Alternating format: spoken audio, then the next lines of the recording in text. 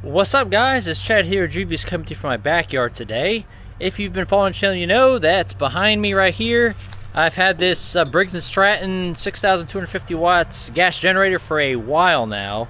I pretty much purchased it for emergency preparedness, and I've used it a couple times for short power outages here and there, but for the most part it just sits. And it is spring. I've actually kind of been a bad boy, forgot to start this probably since November. And here we are in March. And sure enough, I went out here to start it up and let it run, and no starts. So I'm going to walk you through the process of trying to get your gas generator started again after it's been sitting for a while. So stay tuned, and I will show you the way. Bye. So I had to bring my generator out here to the backyard just because I spent about 30 minutes trying to get it started one day, and it kept backfiring and making a lot of popping sounds. So obviously the wife didn't want that right up near the house. So yeah. So the nice thing about this generator, it literally has all the instructions right on the generator. So I'm going to show you exactly what it's doing, and then I'm going to walk you through all the steps you have to check to see if something's wrong.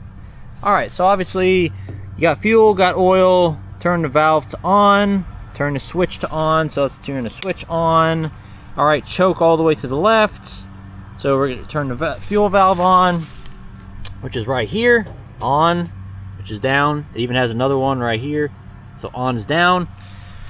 All right, choke to the left and then pull it. And once it's kind of burped a little bit from being warm, then you turn the choke to the right and call it a day. It should be running. So obviously we're going to switch this back over all the way to the left. I'm going to put this on the tripod and go from there. All right, I hope the audio is good on this. Long story short, about 3 of my neighbors are out here mowing their grass, so you might hear some lawnmower sounds. But all right, so obviously I prepped everything, turned the fuel valve on, turned the power switch on, choke all the way to the left. Now, it might do the backfire. It might actually start, I'm hoping, because this is like the first warm day, but we shall see. Let's give it a whirl.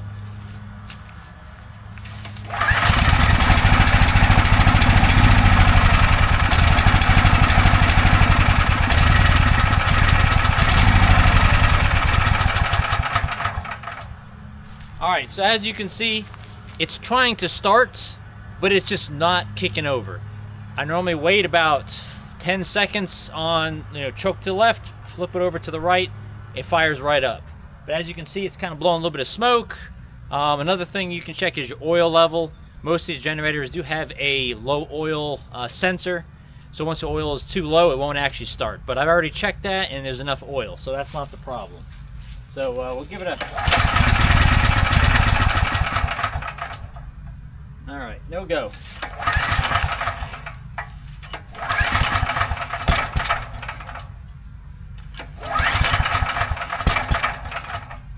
So as you can see, it's trying. All right, well that's enough. Long story short, I could pull this for another 20 minutes and nothing's actually gonna happen. So it kind of turns over, but doesn't actually start. So I'm gonna run through all the things it could be, and we'll go from there.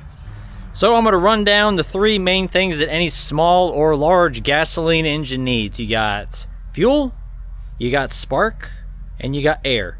With those 3 things, most things are gonna work. Now, this video is gonna go over just the simple things. I'm not gonna go over if your piston seized up. I can talk to it, but I'm not gonna actually show you. And then we might actually check the valves to see how much lash there is. But we're gonna start with the simple 3. So let's go check it out. Starting with fuel. Okay, so I try to either store this with a completely full tank or completely empty.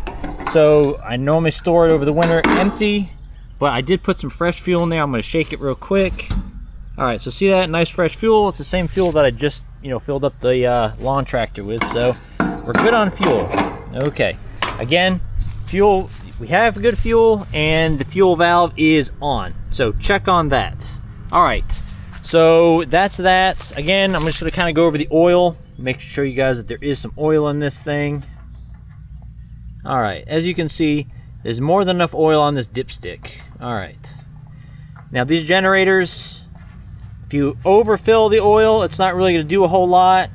But if you underfill it, the sensor will make sure the engine does not start. So that's definitely a thing there.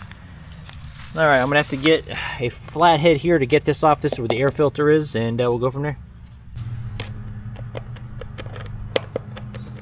On this particular unit, there's obviously two bolts, one there and one there for the air filter cover. All right. Of all the problems, this is most likely the least worrisome part of it. Even a completely clogged air filter is still going to flow some air, so that's not too bad. I don't know what in the world is going on with this. All right, so we got that. That should be off too. Okay, so here we go. That's a little cover here.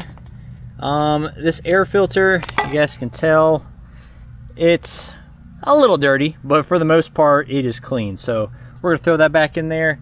Now on this, behind this is where your carburetor is. So when I flip this, I don't know if you can see the little, I call it a throttle body, but whatever you guys want to call it, the little flapper there. Behind that is your actual carburetor, okay? If you haven't started this thing in a while, it's been sitting with the fuel on, you're definitely going to want to spray some carb cleaner up in there, just as a precaution. You know, obviously you don't want that to get all gummed up.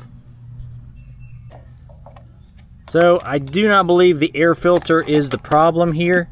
So I'm just going to put that back in there, reinstall it, and screw the cover back down. The only thing on here that's a little bit, kind of looks like it's in a little bit bad shape, is this breather tube right here. I don't know if you can see it or not. This is obviously the fuel line. This is nice and black, not cracked. Again, this is another air line right here, but this for some reason has, it looks like, I don't know if it's got mold or mildew on it, something, but it's a little bit on the corroded looking side. All right, last but not least, this is the hardest thing to get to. Got to check the spark plug. I'm really thinking that's going to be my problem, but so to get to that, I need to get my sockets and stuff out. But first things first, pull the spark plug wire off. Okay, that looks pretty good down in there, and then there's the little guy right there. So I'm going to get in here with my socket and take it out. Here's my setup for this particular spark plug. This is a 13/16 socket with a 2-inch extension and my 1/2-inch wrench. But anyways, to get to this, you can't do it like that. So I have to remove just that part, put it down in there. Yeah, let's see what we got. All right, got it seated in there. And there's just enough space for me to get my socket under here. Alright, so we're going to remove this. You don't want to put too much torque on this and crack the head. Okay, so there's barely any resistance once I got it off. So I take this back off, and then I pretty much will hand loosen it the rest of the way. And we'll see how dirty this thing is.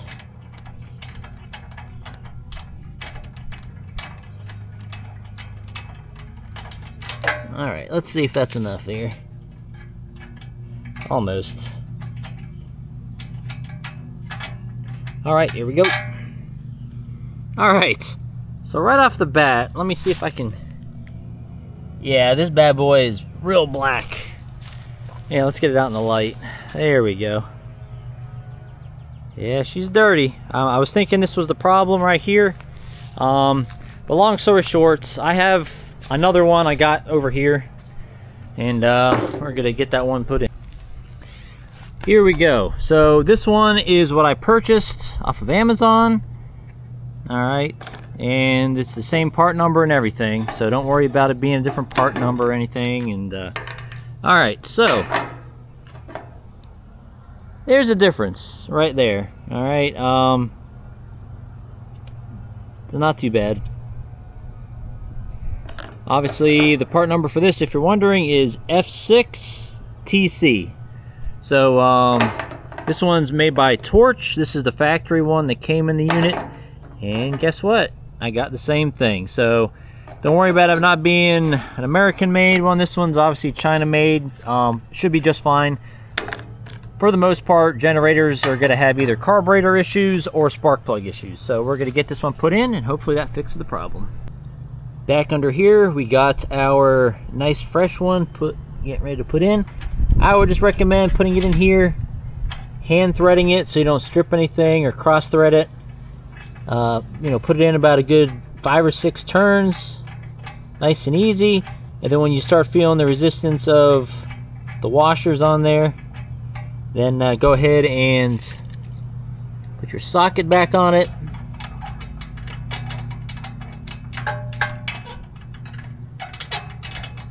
And wait for it. Oh, there we go. It's not perfectly straight. It's a little bit off center here, so don't worry about that. That's how it's supposed to be. At least on my unit anyway. Alright, give it a nice little turn. Again, don't strip it. Just put it about nice little couple of that.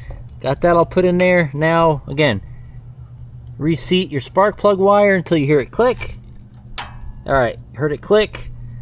Alright, so let's try to start this thing up and see if it works.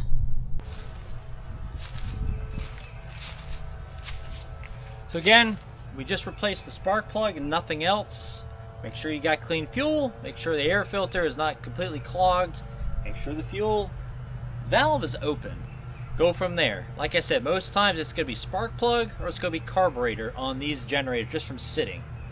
Alright, so let's give this a whirl and make sure everything's back to where it's supposed to be.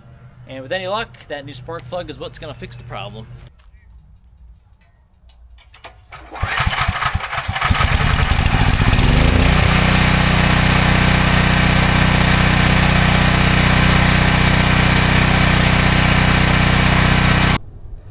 Well, as you can see, my generator started and ran just fine after I got that new spark plug put in. Again, there's many reasons why one of these things will not start. In my particular case, it was the spark plug. It was kind of old and gummed up, and the new one really got it going. Again, if you guys have any comments or questions about this process, please put them in the comments below. Yeah, so if you guys have any problems, just remember, fuel, air, and spark. If you check those 3 most of the time, that's going to be your problem. Anything that's catastrophic, you should know because you probably did something you weren't supposed to do, like ran it dry of oil or, put in, really bad gasoline. In that case, it's going to be a gummed up carburetor most likely and you have to do more work. But anyways, so thank you guys. Please like and subscribe to the channel. And as always, have a great weekend. Bye.